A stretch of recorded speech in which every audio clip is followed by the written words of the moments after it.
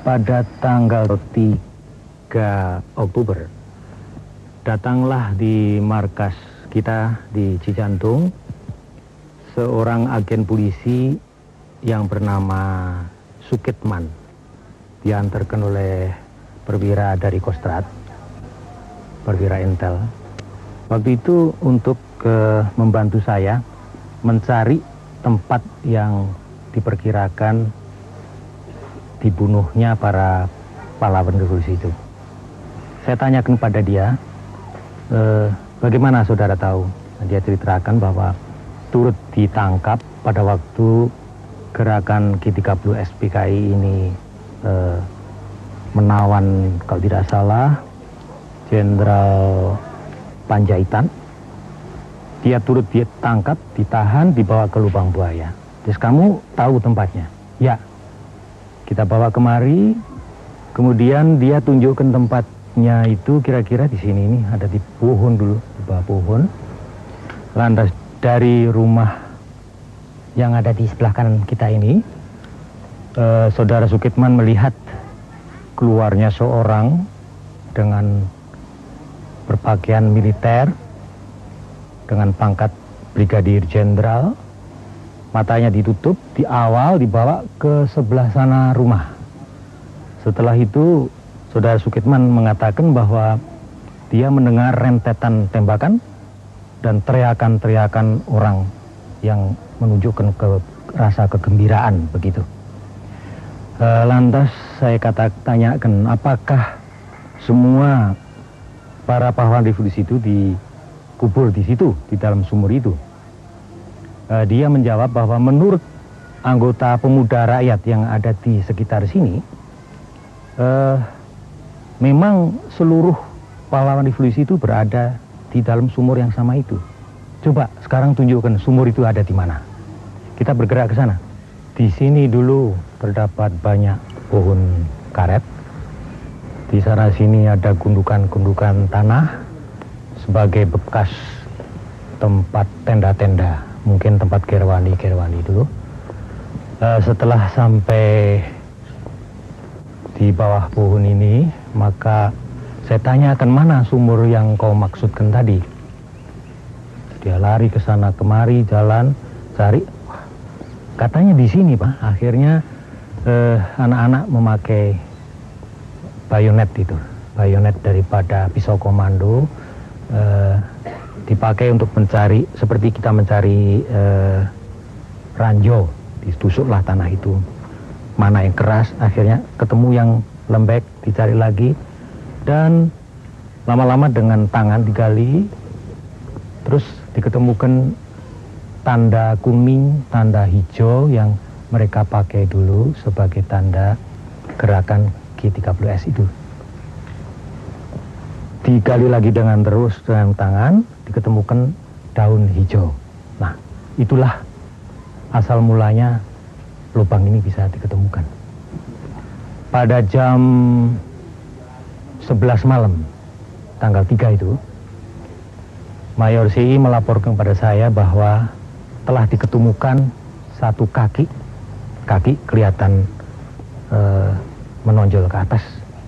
Dilaporkan kepada saya saksikan di sini, kemudian saya perintahkan penggalian supaya dihentikan. Sebab saya harus melapor kepada Pak Harto. Malam itu juga saya menuju ke Kostrad. Saya sampaikan kepada Pak Harto bahwa telah diketemukan satu sumur di mana ada satu kaki yang menonjol ke atas. Saya tidak tahu itu kakinya siapa. Saya tidak pula mengetahui berapa orang yang ada di dalam itu dikuburkan. Namun barangkali lebih baik kalau saya stop agar dokumentasi bisa dibuat secara lengkap dan bisa disaksikan sendiri oleh Pak Harto nanti pada waktu mengambil. Bagaimana Pak operasi penumpasan itu dilaksanakan? Yang dimaksud operasi penumpasan dari sejak semula ya? Iya.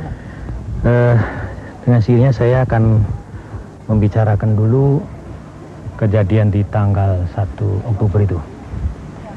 Pada waktu itu kita belum jelas mengenai situasi.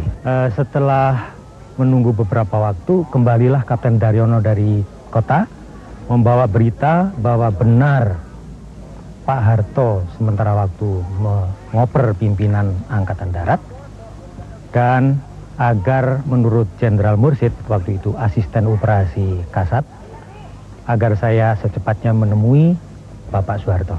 Perintah Pak Harto waktu itu adalah kuasai itu pusat telekomunikasi dan RRI, dengan maksud dengan sininya agar siaran Tiwan Revolusi itu bisa di stop dan agar hubungan kita dengan dunia luar pun bisa dibuka kembali. Rencana itu sepenuhnya diserahkan pada saya, mau dari mana, bergerak jam berapa, dengan kekuatan berapa, diserahkan pada saya. Ini adalah setup operasi di ibu kota. Rupa-rupanya ini mempunyai pengaruh yang besar, karena keluarnya RPKAD dari kandang macan Cijantung ini mempunyai impact psikologis yang getarannya terasa sampai ke Halim juga, sehingga beberapa pasukan rupanya sudah mengundurkan diri keluar daripada daerah ini. Kita langsung menuju ke Kostrad, menunggu sampai jam 6 sore, belum juga selesai pembicaraan untuk mengosongkan telekom dan sebagainya. Akhirnya Pak Harto habis kesabarannya memanggil saya, selesaikan itu. Apa Pak? Itu telekom sama RRI. Berapa waktu ya butuh? 20 menit. Loh, kok 20 menit gimana? Ya kalau saya jalan kaki sampai situ kan 20 menit. Oh begitu? Ya laksanakan. Kita gerak ya 20 menit. 20 menit selesai telekom, 20 menit selesai RRI. Terus kita masih tetap di Kostrad menunggu, karena kemudian ada perintah dari Pak Harto, siap-siap kalau pasukan diperlukan untuk merebut Halim. Nah ini operasi di Jakarta, yaitu tujuan utamanya adalah merebut kembali RRI dan pusat telekom, terus menduduki Halim untuk memecahkan itu misteri yang masih terselubung ini, hal-hal yang masih gelap ini apa sesungguhnya di sini. Tapi karena belum juga terpecahkan, maka malam hari itu pasukan kita tarik untuk istirahat agar sewaktu-waktu bisa digunakan. Hubungannya dengan kesaktian Pancasila yang telah ditetapkan oleh pemerintah Orde Baru 1 Oktober sebagai Hari Kesaktian Pancasila. Iya, memang demikian. Kalau kita mempelajari sejarah, tidak usah mengambil yang terlalu jauh, misalnya pada waktu zaman kebangkitan nasional dan sebagainya. Mulai saja di tahun 48, sudah jelas bahwa PKI telah berbuat sesuatu makar, sesuatu pemberontakan terhadap pemerintahan yang syah, di mana mereka memproklamirkan sesuatu negara berlandaskan komunis. Itu berarti akan merubah landasan falsafah kita ini dari Pancasila kepada sesuatu yang lain daripada Pancasila, yaitu ideologi komunis. Kalau di tahun 65 ini mereka ulangi kembali dengan taktik atau strategi yang agak berlainan. Pertama dengan cara menginfiltrasi angkatan bersenjata agar angkatan darat mau bergerak, bawahan menghantam atasannya, diciptakanlah sesuatu conditioning namanya ini, untuk mematangkan situasi, mempertentangkan antara bawahan dengan atasan. Di dalam masyarakat juga ditiup-tiupkan adanya kapitalisme birokrat, kabir, orang-orang yang dianggap memeras rakyat dan sebagainya, dan juga adanya hal-hal yang dipertentangkan antar kelas. Jadi dibuatlah masyarakat ini suatu kotak-kotak, kelas-kelas yang bertentangan, satu pihak yang memeras, yang lain pihak yang diperas. Kemudian timbul aksi-aksi sepihak. Ini kesemuanya merupakan praktek yang khas komunis. Nah, kalau di tahun 65 mereka mengharapkan atau menginginkan suatu angkatan yang lain, yaitu yang disebut angkatan kelima. angkatan kelima ini dimaksudkan untuk